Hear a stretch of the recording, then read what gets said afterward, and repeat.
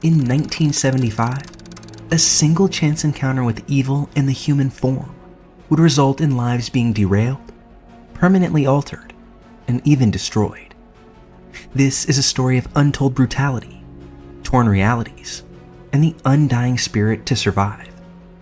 When a fateful decision leads to 3 young women being viciously attacked and left within inches of death, nobody would have guessed that this would set those involved on a nearly 5-decade-long hunt for justice. This is the story of Kathy and Sherry Rottler, their friend Candace Smith, and the night that would change their lives forever.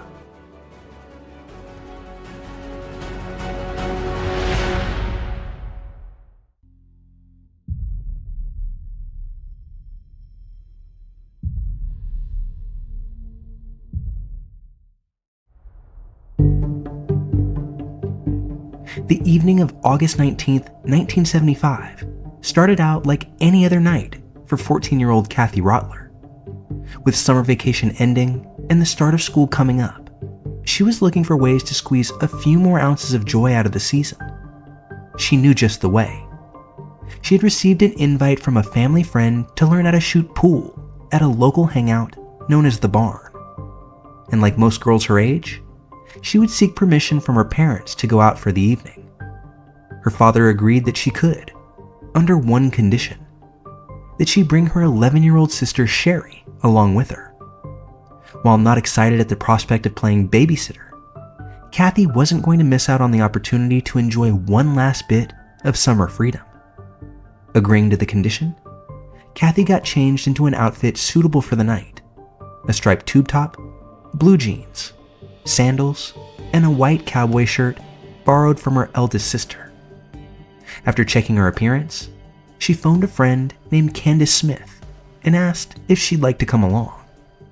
Candace, 13 at the time, jumped at the chance and was at the Rottler house in less than 20 minutes.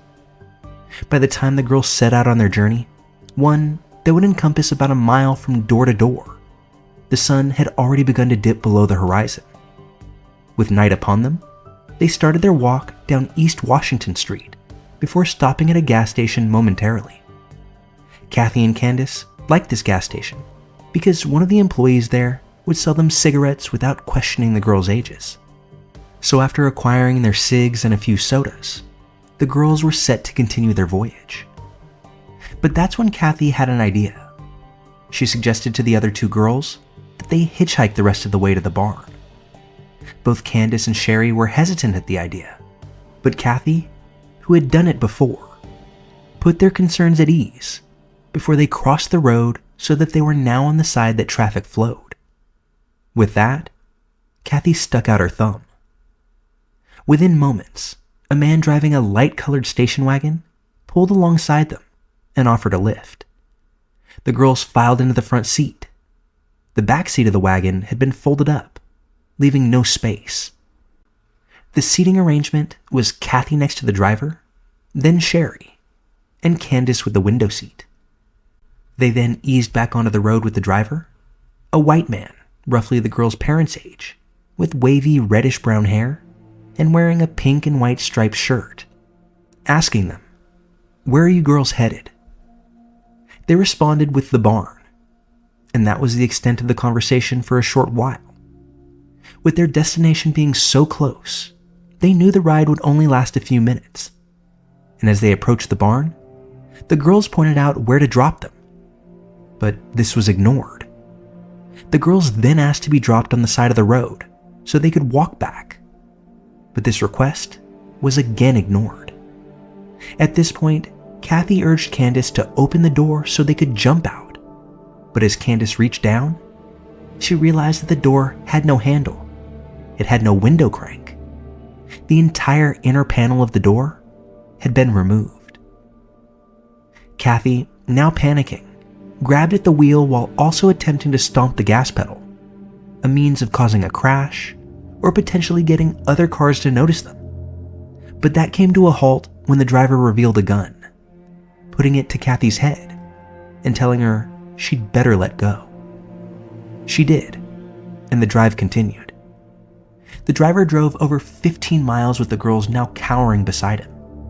he took them out of the county, into country farmland, before turning off the road and into what seemed like miles and miles of cornfields, before finally bringing the car to a stop. He asked the girls their names and ages.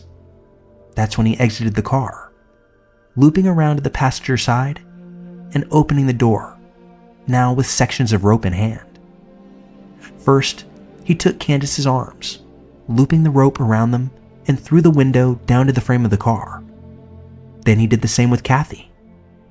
When that was done, he pulled Sherry from the car, saying, "You're first."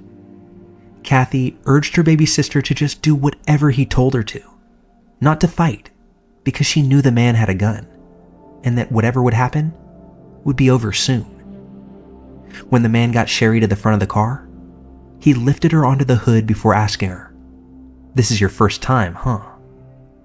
Simultaneously ripping her shirt from her, spitting on his hands, and running them along her body, before viciously assaulting Sherry while the other two girls could only watch in horror.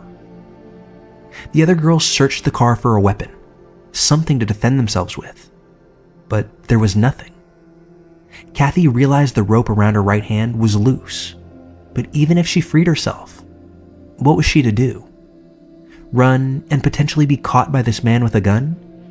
But even more, she couldn't bring herself to run and leave her sister and friend all alone.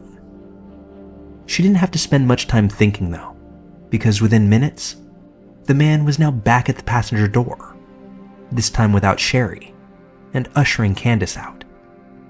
Once out of the car, he smashed the butt end of the gun into Candace's face so hard that she was sent toppling to the ground near the front tire.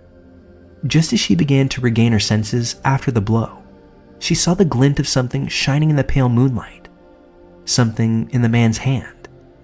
It wasn't the gun this time, but he hit her with it all the same. In fact, over a dozen times. It was a knife that he plunged into Candace repeatedly, and after being content with his work, he dragged Candace's limp body into the cornstalks. When he returned to the car, he grabbed Kathy and directed her to the rear of the car. He forced her to the ground before untying her. When she looked up at him, unaware of where her sister and friend now lay, she asked, "Now what?" That's when he stabbed her 5 times in the face and neck. As the man walked away from her to check that the other 2 girls were deceased, Kathy knew her only chance of survival would be to play dead. So she did. When the man returned, she held her breath. He picked up Kathy's wrist and dropped it. She let it fall lifeless, before he grabbed her feet and tossed her into the cornfield as well. Kathy eventually heard a car door slam, the engine start, and the eventual hum of the motor fade off into the distance. Kathy struggled to stand, trying to make sense of where she was and how injured she was. When she poked her head out to see which direction the car sped off towards, she felt a tug at her leg. It was Candace. Kathy, relieved to see her friend still alive, although badly hurt, she asked in vain, "Where's Sherry?" Neither girl knew, but what they did know was that they needed help if they wanted to survive. The 2 girls clung to each other as they made their way out of the cornfield and back in the general direction of the highway. Moving slowly, attempting not to lose more blood with each step, they finally made it back to the road. That was a win itself, but they needed another victory. They'd have to get a car to stop for them. They tried waving down each car they saw, but to no avail. Until one car, a 1968 Oldsmobile Cutlass Supreme, passed them, before doubling back and stopping alongside the young girls. They didn't hesitate. Once the car stopped, they practically dove in. They didn't know the Good Samaritan driver or the passenger, but they knew that until they were at a hospital or with law enforcement, they were still in danger of their attacker coming back. The driver, later identified as Victor Parsons, realized the girls were in deep trouble. he urgently looked for a payphone to call Kathy and Candace an ambulance. As they drove, Kathy recounted all that had transpired, while Candace, barely clinging to life, drifted in and out of consciousness. The next thing Candace says she remembers is coming to in a Motel 8 parking lot with a police officer hovering over her, attempting to stop the bleeding from her neck, chest, and abdomen. While the officer tended to Candace and called for backup, Kathy had a singular focus: to find her sister Sherry. Had she been taken by their attacker? Was she lying dead in that cornfield? Kathy didn't know, but she wasn't going to relent until the officer went to find Sherry. Once backup arrived, Officer Gary Maxey got back into his squad car and enlisted Parsons to go back to where the girls had been attacked to begin a search. Once there, it didn't take long. After scouring the cornfield row by row for 10 or so minutes, Officer Maxey heard a guttural moan coming from about 4 rows from the road. What he found was a decimated Sherry, who was using tatters of her clothes to stop the gushing of blood from her neck. Later on, police would learn that initially the man had stabbed Sherry until she passed out. But after assaulting Candace and Kathy, he returned to Sherry to ensure that she was dead. He pressed his hand firmly to her chest, reviving her momentarily. So he stabbed her again and again, upwards of 13 times. When Sherry made it to the operating room, doctors counted 17 stab wounds as they tended to her. She was alive, as were her sister and their friend, but the road to recovery would be long. The road to justice would be even longer.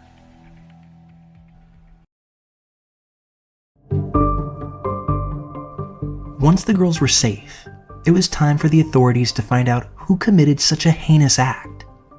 A sketch was put out, and the initial leads generated were staggering. Strangers turning in strangers, neighbors turning in neighbors, wives turning in husbands. This went on for months, and unfortunately, very little came of it.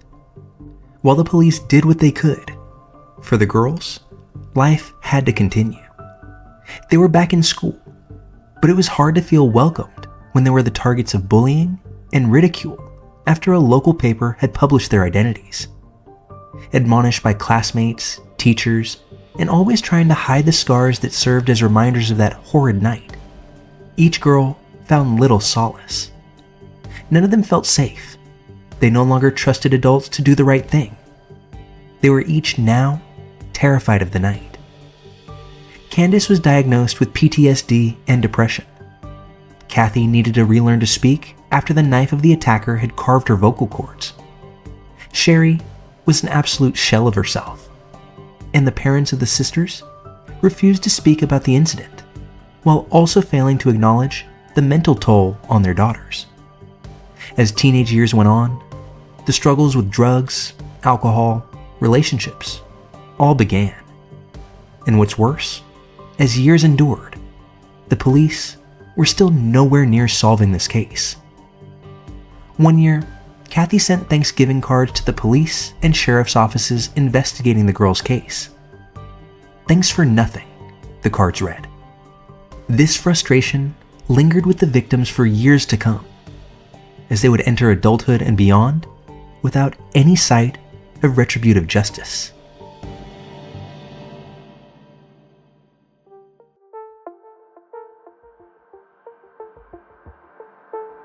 In the year 1990, the long-cooled case landed on the desk of Detective Gibbs of the Marion County Sheriff's Office. Gibbs and his partner had solved a cold case involving a double murder the year before, and his boss thought that his expertise would assist in the case of Kathy, Sherry, and Candace. After evaluating the thin case file, he uncovered what he felt were major oversights in the original investigation.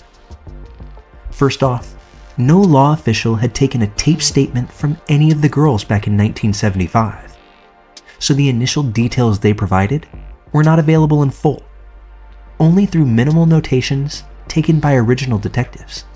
Second, the victims were blown as eyewitnesses since law enforcement had shown them pictures of a suspect before placing him in a proper lineup.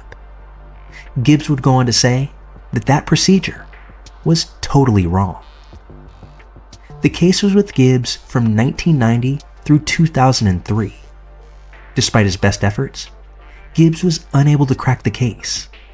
He would, however, lay the crucial foundation for what would come next.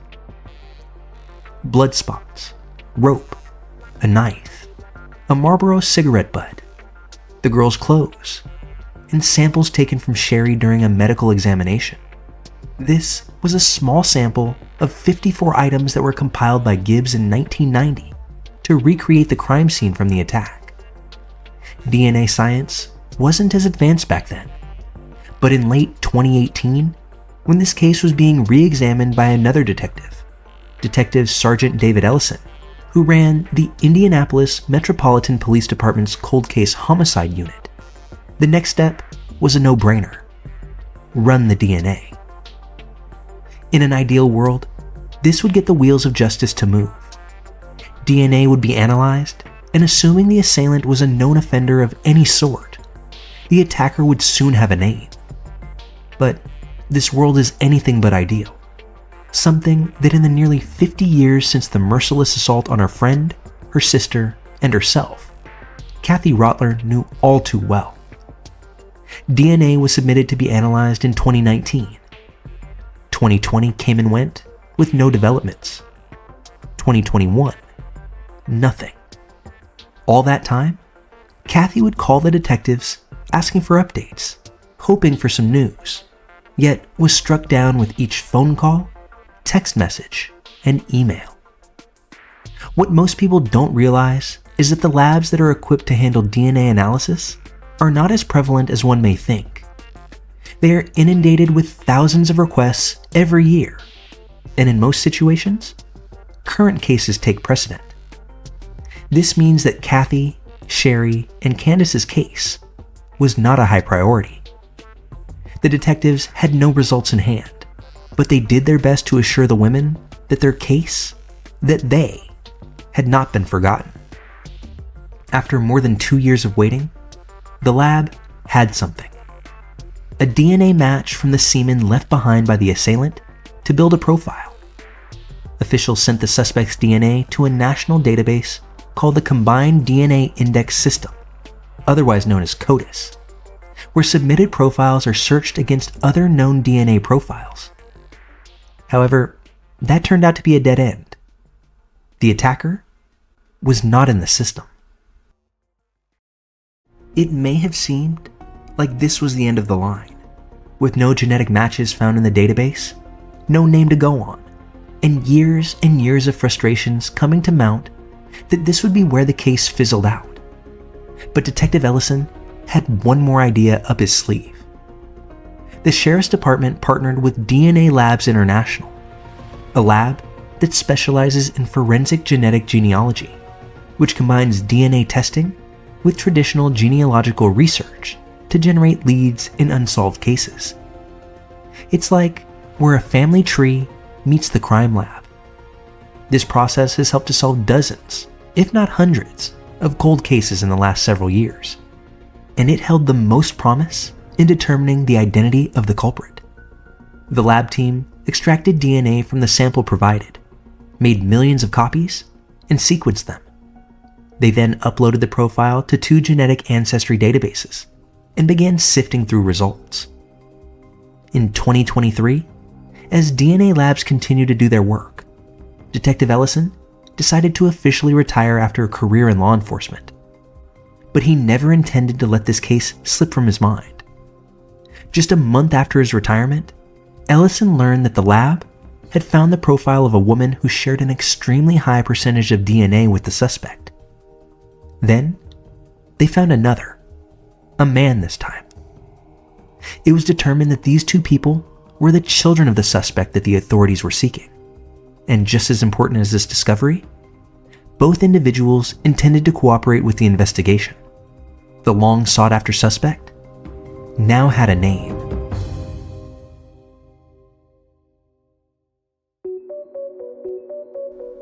On January 2nd, 2024, the three victims, all of whom were now in their 60s, reunited for one more trip to the police department.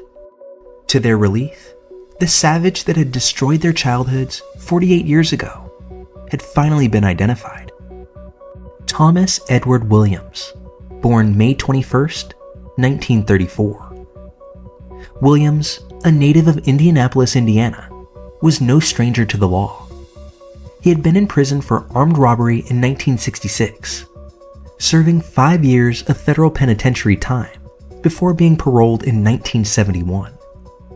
In 1975, he lived less than 4 miles away from the Rottler home.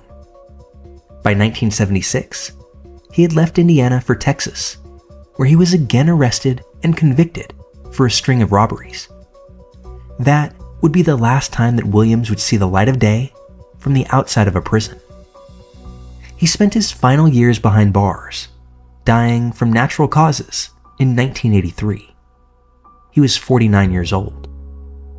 He's buried in Captain Joe Bird Cemetery, his grave marked unceremoniously by a cross with only his inmate number and the date of his death.